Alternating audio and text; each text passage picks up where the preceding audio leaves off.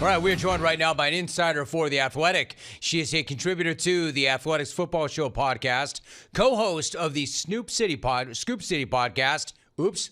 And that's with former NFL quarterback Chase Daniel, of course. And the Athletic Football Show is doing a special live stream show during the first 2 days of the NFL Draft, April 24th through 25th. You can tune in to hear live analysis and coverage from my guest, Dianna Russini, and the Athletics NFL experts on the Athletic Football Show YouTube channel. So they've got you covered. Dianna, great to have you back. What's good? How are you?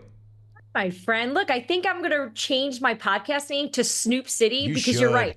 There's way more snooping going around right now than actual scoops, because the scoops are a bunch of lies. The snooping's happening, though. So, yeah, we've got a live show on YouTube on Wednesday at 4 o'clock Eastern. I'm basically just going to take this notebook I have and just say it all on the air. So hopefully you guys will tune into that on Wednesday at 4 o'clock Eastern. You know we will, man. What we'd give to see what's in that notebook. But soon enough, we will hear what's in that notebook, because that is the world's most valuable notebook. All right, so what's that notebook, Dianna, say about the first pick overall? We know that Tennessee's got it. We know Tennessee's going to keep it. What about Cam Ward? The executives that you talk to, is there a consensus? What kind of a pro do they think that he's going to be?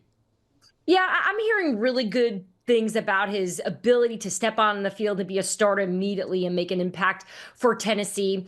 Yet at the same time, there are other teams who are actually not in the quarterback market, but like to do their homework and check out all the quarterbacks that are going to be entering the NFL in just a few months here, or really a few days, technically. And I got to tell you, Jim, the quarterback class this year it's all over the board. I most believe Cam Ward is the best. That is for sure. I just speak with one head coach who thinks Tyler Shuck is a better quarterback. He is more pro ready than Cam Ward is at this point in his career, because he is older. Granted, he's dealt with some injuries, but the big question mark headed into Thursday night isn't so much Cam Ward. We know that. Tennessee, they're excited about it. I spoke with some people there. They made this decision a few weeks ago. They're all in. No questions asked, no doubts that he's their guy. It's who's two? Who's the second quarterback that's going to come off the board here? Because if I were to just read off my notebook right now, I could tell you I get answers that are all very different. There is a variety of quarterbacks that people think are going to go to. Jackson Dart is a consistent name I hear. I've mentioned Tyler Shuck, Shedeur Sanders. I have one team in there. So it's really become, as we're getting closer, more and more information is getting tossed around. And it's almost getting more confusing as we're getting closer, because you're just hearing so many different things from different teams at this point. Dianna Russini is joining us. I mentioned right before he came on, there's so much smoke to the point that it's now smog. And I know smog. I grew up in Los Angeles. So, Dianna, when you look at that notebook, like, how much of that is smoke? And then how much of that are trusted sources that you know are shooting you straight? Yeah, I had this conversation with the head coach this morning because he was going on and on about this one player he liked. And I said, hey, before I go, were you lying? Like, is this all real? You know, like, I've been doing this long. I know how this works, man. Like, you want me to go run and tell another team, you know? So look, no, the way I go about this is, I just use common sense. You got to start there of what makes the most sense for this team, understanding their needs, understanding how they're trying to grow their franchise. Look at the team historically, how they draft, who's in charge, who's making the calls, how much influence an owner has. And I really approach every person I talk to differently based on the intel I have on them. And then I really can make a decision on how much I want to take. Now, look, most people are sharing information that they believe is true. It's just, are they getting it from a source that is giving them the truth? So we're at a point now, I can certainly tell you around the league, it's starting to feel exciting finally. It's been a little dull because it isn't the biggest blockbuster. We're not getting the big headline names like we normally get in the draft, especially comparing it to just last year where it was outrageous with 6 quarterbacks going with the top 12 picks.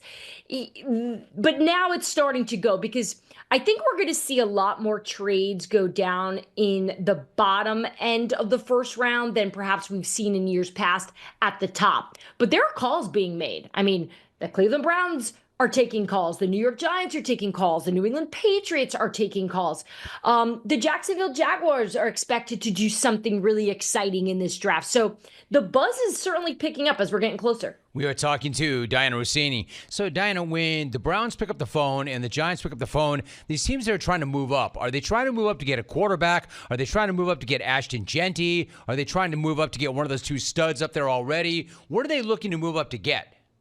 Well, let's just start with how difficult it is for some of these teams to move up for a non-quarterback. That was a conversation I had with a general manager this morning. It's like you very rarely do that unless it is a player you absolutely love. Look, Cleveland's taking calls. They need to take calls. That's good business for them to take calls. If someone is willing to give them a haul to go up there and get Travis Hunter, to get an Abdul Carter, I think Andrew Berry's listening, and he should listen. If I had a pick between the two right now, if you really wanted to pin me down who I think that player is that they're going after it to, it's Travis Hunter. That's the guy I have consistently received feedback on in terms of a player that teams think can step on the field on defense specifically. I think that's important to probably note with this player as a DB to step in there and make an immediate impact. It's just really going to come down to whether or not Cleveland is going to make that move. For New York, look, we know they need a quarterback. I think it's very obvious they're in the quarterback business. It's just going to be where are they going to do it. I think most around the league at this point believe that they're going to go best player available at 3 and then try to get back into that first round there to grab a quarterback, which is really interesting because we know we've got a lot of teams that are going to be basically making that same move to get a Q. So the Giants, they're taking a big risk here, especially if they don't go quarterback with that 3 pick. Dianna Russini is joining us. That's so interesting, right? You and I can do a whole half hour on that in and of itself. So what about the Giants? I mean, is there a quarterback they like enough to use with the 3rd pick? And if they go best player available, who's the quarterback they like best if they were to move back up and get a quarterback? Yeah, so I spoke with someone with the Giants about a week ago about where they were as an organization, and it was made clear to me that they know who they're going with at 3. And then you fast forward and they take all these trips to visit these quarterbacks at these private workouts, which made me wonder, wait, maybe that isn't true. Well, actually what it told me was they're probably certain on who that best overall player is. It's these other quarterbacks that they're still trying to sort out, which is the one they want to move up for. That makes the most sense to me in terms of how they're handling their business now. So who is that player? I don't get the sense that Shedeur Sanders is Brian Daboll's number 1 pick. I do think Sanders at one point for the New York Giants was the number 1 guy on their board. I do believe at one point, but that has shifted and that's changed since. So who's left? Jackson Dart is a name that I've been hearing over the last 24, 48 hours that is being aligned to Brian Daboll as a guy that he likes in this quarterback class. But then you have Tyler Shuck out of Louisville, who I know the joke is he's like 37. He's not. He's like in his mid-20s. But I spoke to a head coach who said, if you want a player who can go out there and start week 1, who is the most NFL-ready quarterback of all these guys, this is the guy. So if you're at Brian Daboll and you're Joe Schoen and your job is on the line, I don't think that's any secret. They need to win now. Do you perhaps go for a quarterback that you know can step in and maybe win you some games? Or are you hoping to play with Russell Wilson here and Jameis Winston? I find it interesting when we are questioning it and then everyone in football is also wondering what they're doing, because that tells me this isn't an easy black or white decision that the Giants have to make. And I know for a fact they know this is a big draft for them. And I don't really know what happens after the next few days that makes them go, we won. We won this. We are better as a New York Giant organization, because I just think this entire situation has been really difficult for them to really come out on top. Dianna Russini is joining us. So, Dianna, back to what you said. If Shedeur was number 1 on their list, what happened? Why is he no longer?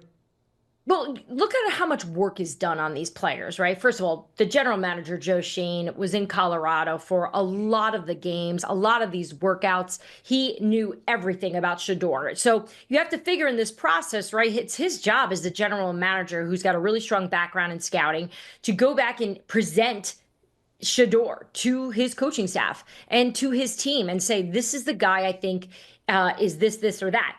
And then you start to do the one-on-ones and you meet with them.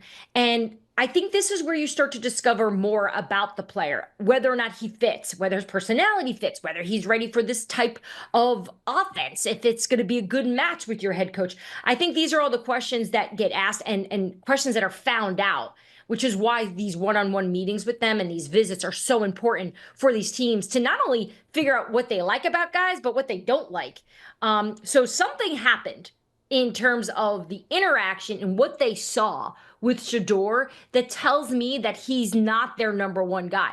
Now, look, I say this, and I've had people in the NFL say to me, I wouldn't shut the door on Sanders just yet. A lot of this is smoke at this point. I just feel like this has shifted so much that at this point, it really feels like the New York Giants aren't going to be putting all their chips in on Shedeur Sanders. So let me ask you really quickly. Brock Purdy showed up today for the start of 49ers OTAs. What does that tell you about where he and the team are in terms of their contract talks? Yeah, I've always felt really good about this contract situation. Granted, the 49ers CEO at the league meetings was very adamant and almost aggressive about how he felt that this deal should be done. Like there's nothing to really debate here. Like Brock knows his value, the team knows his value. Everyone wants to be together. They want to have a future together. And so I look at it this way. If Brock Purdy's at OTAs today, things are good. And I can tell you that they are good. It is not done yet, but I think by the end of this, I think both sides are going to be happy. I never got the sense that Brock Purdy was entering this negotiation saying, I need to be the highest paid player in football. We're talking 60 million, 61, whatever more, a dollar more than Dak Prescott. To me, I think Brock has always been steady on this and confident in his ability, but also willing to make sure that this roster continues to get made over and built, because they do have a lot of contract situations to address. They've got Fred Warner, they've got George Kittle, who wants to be the highest paid tight end. So you have a lot of situations hanging over there in San Francisco. Yet for the quarterback, I think things are moving in a really good direction. So leave me with this thought, Dianna. Are you having as much fun as you seem like you're having?